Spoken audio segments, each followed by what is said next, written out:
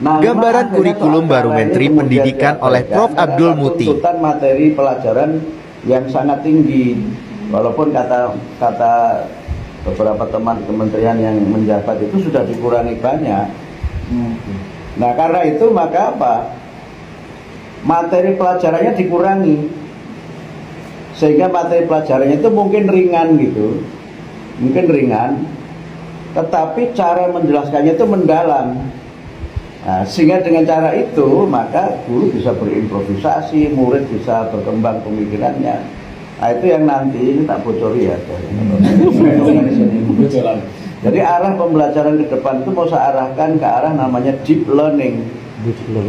Nah, ini sebuah teori baru sebenarnya. 95 saya kuliah di Australia sudah mempelajari deep learning ini. Jadi sudah 20 tahun yang lalu teori ini berkembang.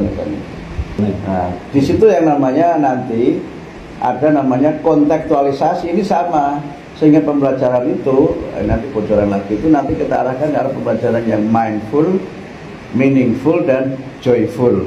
Nah, nanti disebutnya pelajaran namanya pelajaran yang full. Bukan full apa?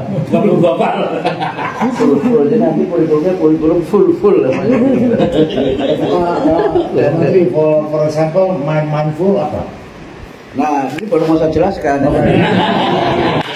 Baik. Jadi mindful itu domainnya ada dua. Nah, harusnya bisa 3 tapi 2 aja. Mind itu artinya kita sadar. Kita sadar, murid kita tuh beda-beda. Jadi mindful itu kan artinya sadar. Mindful itu peka, sensitif gitu. Jadi murid kita ini jangan kita anggap sama, kita harus sadar itu mereka ini nggak sama.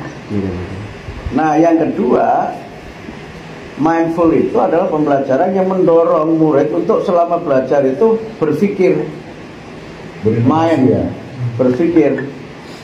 Berpikir sehingga selama proses belajar itu dia didorong untuk terlibat. Jadi misalnya tadi Kak Bapak tiba-tiba menanya di tengah itu jangan dihentikan. Gitu. Nah, baru nanti kalau pertanyaan tidak relevan nanti diarahkan. Tapi kalau relevan jangan dihentikan. Misalnya nih guru agama ya menjelaskan apa jenis-jenis air gitu kan. Air ada banyak gitu kan. Ada air apa. Bisa saja dimulai dari situ. Air ada banyak apa gitu kan. Tapi nanti diarahkan, nah itu air dalam hubungannya dengan kehidupan sehari-hari. Nah kalau air hubungannya dengan ibadah itu hanya ada 3 gitu kan. Jadi air yang mutlak, air yang mustakmal, dan air yang mutanajis. Jadi mereka langsung tahu, oh berarti dia bisa punya kemampuan mengklasifikasi sesuatu berdasarkan pengelompokannya. Mungkin dia bisa jawab juga air got, begitu kan? Nggak apa-apa untuk tahap awal, nggak apa-apa, namanya eksplorasi. Itu, oh air apa namanya? Dia mungkin akan bilang itu air kolam apa? Oke, itu air dalam kehidupan sehari-hari. Tapi kalau hubungannya dengan ibadah, tidak ada air got, tidak ada air ini, tapi airnya ini. Nah itu namanya mindful, Pak. Gitu. Baik. Mindful. Jadi ngajar saya. Yang kedua itu meaningful. Dia itu tahu saya belajar ini tujuannya untuk apa? Gitu. Gunanya saya belajar ini itu untuk apa? Nah itu seringkali nggak diajarkan. Sehingga mereka itu belajar, pokoknya belajar aja. Sehingga kadang-kadang guru datang, anak-anak kita buka halaman 13 gitu. Terus untuk apa dibuka halaman 13? Kenapa tidak 14? Gitu. Lalu apa yang dia pelajari, gunanya itu apa? Misalnya kenapa dia harus memahami penambahan, pengurangan, penjumlahan, pembagian? Itu untuk apa itu?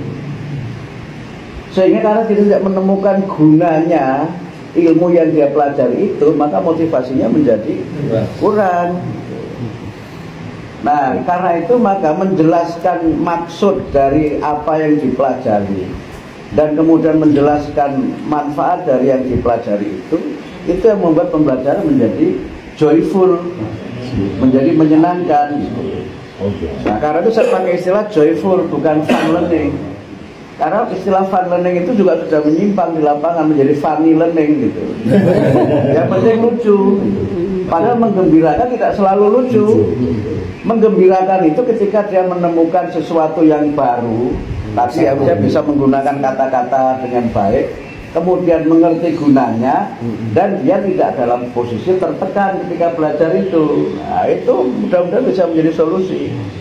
Itu nggak usah dinamai merdeka, apa mungkin namanya kurikulum full gitu.